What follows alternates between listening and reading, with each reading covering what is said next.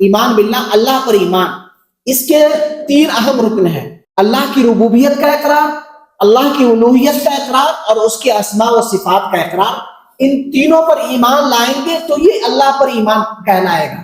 اس لیے کہ کوئی آدمی صرف کہے کہ ہم رب کو مانتے ہیں، اور یہاں تک کہ کفار مکہ بھی جو تھے اللہ کے رسول صلی اللہ علیہ وسلم کے زمانے میں، وہ بھی کیا ہے، ان سے جب پوچھا جاتا کہ آسمان و زمین کا خالق کون ہے تو اللہ کہتے تھے۔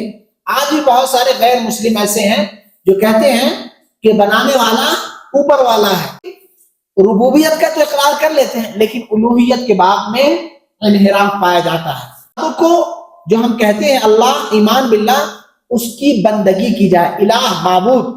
ہم عبد ہیں، بندے ہیں، بندگی اللہ کی کرنی ہے۔ اللہ معبود ہے، ہم عبد ہیں، تو عبد کا تقاضا یہ ہے کہ ہم معبود کی بندگی کریں۔